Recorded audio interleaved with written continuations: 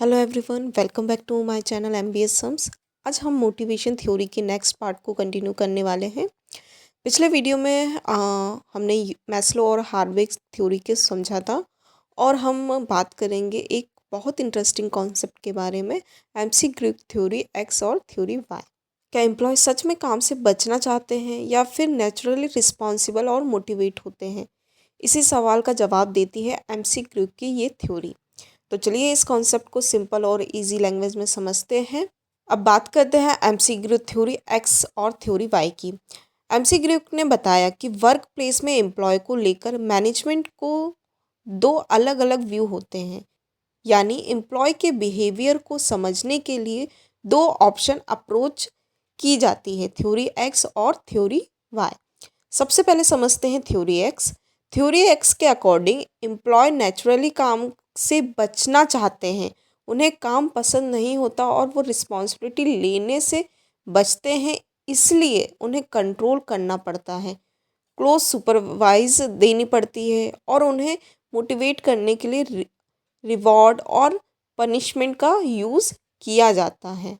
Simple word में और समझे तो थ्योरी एक्स में एम्प्लॉय को लेज़ी और इनरिस्पॉन्सिबल माना जाता है। अब बात करते हैं थ्योरी वाई की।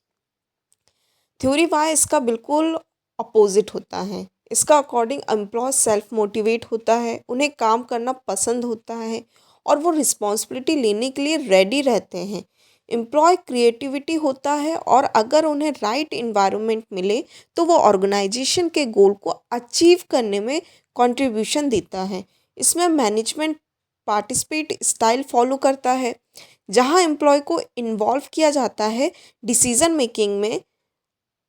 अगर सिंपल में समझे तो theory x control and pressure है और theory y trust and motivation है।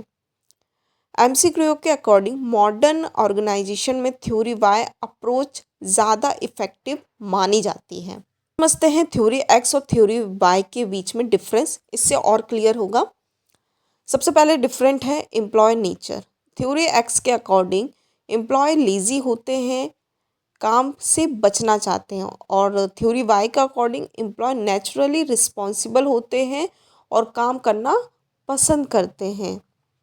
मोटिवेशन थ्योरी एक्स में एम्प्लॉय को मोटिवेट करने के लिए रिवॉर्ड और पनिशमेंट का यूज़ किया जाता है, और जबकि थ्योरी वाई में एम्प्लॉय सेल्फ मोटिवेट होते हैं, उन्हें ट्रस्ट और अप्रिसिएशन से मोटिवेशन किया जाता है। मैनेजमेंट स्टाइल थ्योरी एक्स में मैनेजमेंट स्ट्रिक्ट और कंट्रोलिंग होता है, जबकि थ्योरी वाई में मैनेजमेंट पार्टिसिपेट होता है, जहां एम्प्लॉय को डिसीजन मेकिंग में इन्वॉल्व किया जाता है। एंड नेक्स्ट है रिस्पॉन्सिबिलिटी। थ्योरी एक्स के एम्प्लॉय रिस्पॉन्सिबिलिटी लेने से बचते हैं, जबकि थ्योरी वाई एम्प्लॉय रिस्पॉन्सिबिलिटी लेने के लिए रेडी रहते हैं। और लास्ट क्रिएटिविटी। थ्योरी एक्स में एम्प्लॉय को लेस क्रिएटिविटी माना जाता है, जबकि थ्योरी वाई में एम्प्लॉय को क्रिएटिविटी और इनोवेटिव माना जाता है। तो अगर सिंपल वर्ड में कहा जाए तो theory x control and pressure है, जो मैंने पहले भी कहा था, and theory y trust and motivation है। थ्योरी एक्स नेगेटिव प्रोसेस होता है और थ्योरी वाई पॉजिटिव। अब नेक्स्ट बात करते हैं ब्रूम्स एक्सपेक्टेंसी थ्योरी की। ये थ्योरी विक्टर ब्रूम्स ने 1964 में दी थी। इस थ्योरी के अकॉर्डिंग एम्प्लॉय तब मोटिवेट होता है जब उसे लगता है कि उसकी मेहनत का रिजल्ट मिलेगा, यानी मोटिवेशन 3 इम्पॉर्टेंट फैक्टर पर डिपेंड करता है। सबसे पहला है एक्सपेक्टेंसी। एक्सपेक्टेंसी का मतलब है एम्प्लॉय को ये बिलीव हो कि अगर वो एफर्ट करेगा तो उसकी परफॉर्मेंस इम्प्रूव होगी। दूसरा फैक्टर है इंस्ट्रूमेंटली। इसका मतलब है एम्प्लॉय को ट्रस्ट हो कि वो अच्छी परफॉर्मेंस से ही उसे रिवॉर्ड्स मिलेगा। तीसरा फैक्टर है बैलेंस। बैलेंस का मतलब है रिवॉर्ड की वैल्यू एम्प्लॉय के लिए कितनी इम्पॉर्टेंट है। अगर रिवॉर्ड्स वैल्यूबल होगा तो मोटिवेशन भी हाई होगा। तीसरा फैक्टर है बैलेंस। बैलेंस का मतलब है रिवॉर्ड्स की वैल्यू एम्प्लॉय के लिए कितनी इम्पॉर्टेंट है। अगर रिवॉर्ड्स वैल्यूबल होंगे तो मोटिवेशन भी हाई होगा। ब्रूम्स ने एक फॉर्मूला भी दिया है, motivation equals to expectancy into instrumentally into balance. इसका मतलब है कि अगर इसमें से कोई एक फैक्टर भी ज़ीरो हो जाएगा तो मोटिवेशन भी ज़ीरो हो जाता है। सिंपल वर्ड में एफर्ट, परफॉर्मेंस, रिवॉर्ड। और जब एम्प्लॉय को तीनों चीज़ें पर ट्रस्ट होता है तभी वो फुल्ली मोटिवेट होता है। अब हम बात करते हैं ब्रूम एक्सपेक्टेशन थ्योरी की। अब इन फैक्टर को डिटेल में समझते हैं। सबसे पहला फैक्टर है एक्सपेक्टेंसी। एक्सपेक्टेंसी का मतलब होता है एम्प्लॉय का ये बिलीफ कि अगर वो हार्ड वर्क करेगा तो उसकी परफॉर्मेंस अच्छी होगी, यानी सिंपल वर्ड में एफर्ट के परफॉर्मेंस मिलेगी।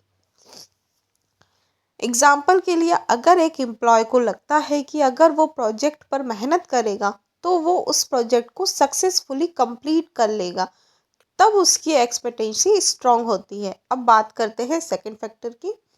एम्प्लॉय का ये बिलीफ कि अच्छी परफॉर्मेंस का रिजल्ट रिवॉर्ड्स मिलेगा, यही परफॉर्मेंस से रिवॉर्ड्स मिलेगा। एग्जाम्पल के लिए, अगर एम्प्लॉय को लगता है कि प्रोजेक्ट सक्सेसफुल होने पर बोनस या प्रमोशन मिलेगा तो उसकी इंस्ट्रूमेंटली स्ट्रांग होती है। सिंपल लाइन में expectancy equal to efforts performance और instrumentality equal to performance rewards. अब बात करते हैं थर्ड फैक्टर की, बैलेंस। बैलेंस का मतलब होता है रिवॉर्ड्स की वैल्यू या इम्पोर्टेंस एम्प्लॉय के लिए कितनी है, यानी हर एम्प्लॉय के लिए रिवॉर्ड्स की इम्पोर्टेंट अलग होती है। सिंपल वर्ड में, अगर रिवॉर्ड्स वैल्यूबल होगा तो मोटिवेट भी हाई होगा, और अगर रिवॉर्ड्स वैल्यूबल नहीं होगा तो मोटिवेशन भी कम हो जाएगा। एग्जाम्पल के लिए देखा जाए तो एक एम्प्लॉय के लिए प्रमोशन बहुत इंपॉर्टेंट हो सकता है, लेकिन किसी दूसरे एम्प्लॉय के लिए शायद वर्क लाइफ बैलेंस या फ्लेक्सिबल टाइमिंग ज़्यादा इम्पॉर्टेंट हो।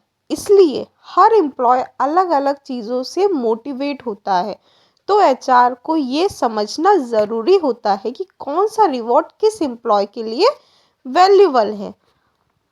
अब बात करते हैं एम्प्लॉय मोटिवेशन टेक्निक की। एम्प्लॉय मोटिवेशन टेक्निक का मतलब होता है वो मेथड या तरीका जो मैनेजर उस यूज़ करता है एम्प्लॉय को इनकरेज करने के लिए, ताकि एम्प्लॉय इफेंशियली काम करे, ऑर्गेनाइजेशन के साथ लॉयल रहे और अपने गोल को अचीव कर सके। अगर सिंपल वर्ड में कहा जाए तो ये वो टेक्निक होती है जो एम्प्लॉय को बेटर परफॉर्मेंस के लिए इंस्पायर करता है। मोटिवेशन का एक इम्पॉर्टेंट रूल ये भी है कि ये एम्प्लॉय को वैल्यूबल और सेटिस्फाइड फील कराता है। जब एम्प्लॉय सेटिस्फाइड होते हैं तो वो ज़्यादा प्रोडक्टिविटी हो जाती है। जब एम्प्लॉय सेटिस्फाइड होते हैं तो ज़्यादा प्रोडक्टिविटी हो जाते हैं।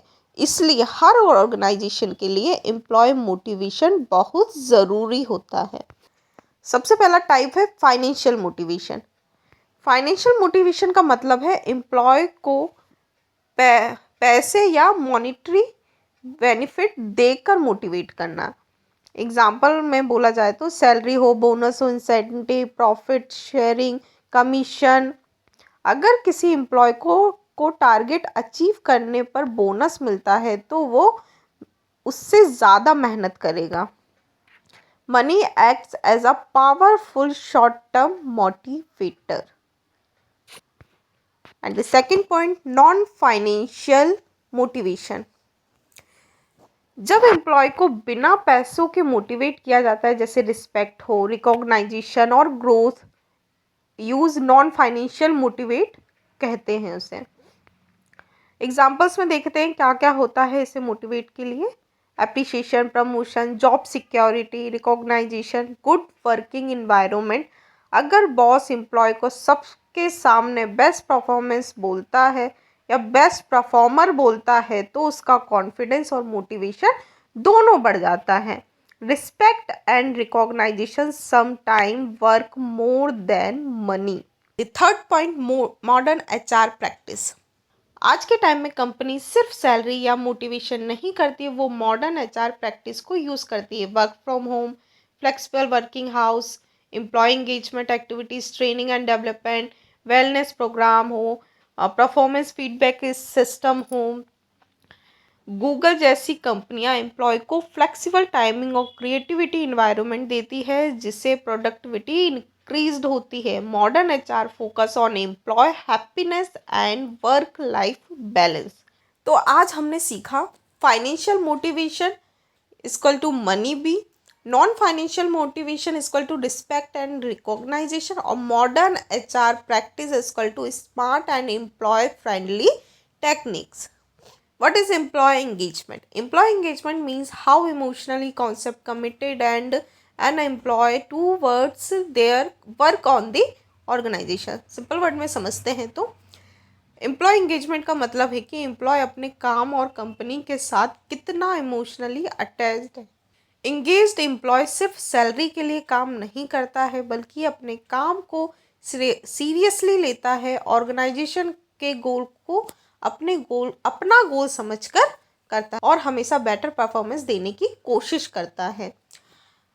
अगर इसका एक एग्जांपल देखा जाए तो अगर दो एम्प्लॉय हैं, एक सिर्फ टाइम पास करता है और सैलरी के लिए काम करता है, दूसरा एम्प्लॉय एक्टिविटी आइडिया देता है, एक्स्ट्रा एफर्ट्स लगाता है और कंपनी की ग्रोथ के लिए काम करता है, तो second employee high engaged employee कहलाता है। आज हम बात करते हैं, अब देखते हैं एम्प्लॉय एंगेजमेंट की कैरेक्टरिस्टिक्स। एंगेजमेंट एम्प्लॉय सिर्फ काम नहीं कराता, वो ऑर्गेनाइजेशन के साथ इमोशनली कनेक्टेड होता है और अपना बेस्ट देता है। तो स्टार्ट करते हैं। फर्स्ट पॉइंट है, and the first point, enthusiastic and motivated. Engaged employ हमेशा मोटिवेट एंड इंथुसिस्टिक होता है, वो अपने काम को इंजॉय करता है, एनर्जी के साथ परफॉर्मेंस करता है। अगर एग्जाम्पल देखा जाए तो वो मंडे को भी एक्साइटमेंट के साथ ऑफिस आता है। Second point, loyalty and committed. Engaged employee company के लिए लॉयल और कमिटेड होता है, वो ऑर्गेनाइजेशन को लॉन्ग टर्म सपोर्ट करता है, ईजिली जॉब स्विच नहीं करता है, डिफ़िकल्ट सिचुएशन में भी कंपनी के साथ नहीं छोड़ता है। Take initiative. एंगेज्ड एम्प्लॉय हमेशा इनिशिएटिव लेता है, वो सिर्फ असाइन वर्क नहीं करता है बल्कि एक्स्ट्रा एफर्ट्स भी देता है। मैनेजर बोले या ना बोले वो खुद ही सॉल्यूशन फाइंड करने की कोशिश करता है। Positive relationship. एंगेज्ड एम्प्लॉय अपने कोवर्कर्स के साथ healthy and positive relationship maintain करते हैं, टीम वर्क स्ट्रॉन्ग होता है और कॉन्फ्लिक्ट कम होता है, और वो दूसरों की हेल्प करते हैं और फ्रेंडली इन्वायरमेंट क्रिएट करते हैं। And the last, creativity and innovation. Engaged employee सिर्फ काम नहीं करते हैं, वो न्यू आइडियाज़ और क्रिएटिविटी भी लाते हैं, वो ऑर्गेनाइजेशन के ग्रोथ में एक्टिविटी कंट्रीब्यूट करते हैं, न्यू स्ट्रेटजी, बेटर प्रोसेस और इनोवेटिव आइडिया सजेस्ट करते हैं। तो आज हमने देखा कि इंगेज्ड एम्प्लॉय मोटिवेट होते हैं, लॉयल होते हैं, इनिशिएटिव लेते हैं, पॉजिटिव रिलेशन बनाते हैं और क्रिएटिविटी आइडिया देते हैं। Engaged employees are driving force behind organizational success. So thank you so much for watching this video till the end. अगर आपको ये वीडियो हेल्पफुल लगा हो please like, share and channel MBS sums को subscribe ज़रूर करें। आपका सपोर्ट ही मुझे मोटिवेट करता है और ऐसे ही यूज़फुल HRM कंटेंट बनाने के लिए इंस्पायर करता है। अगर आपका कोई डाउट हो या किसी भी टॉपिक पर वीडियो चाहिए तो कमेंट सेक्शन में ज़रूर बताएं। मिलते हैं नेक्स्ट वीडियो में, तब तक के लिए keep learning and keep growing. Thank you once again.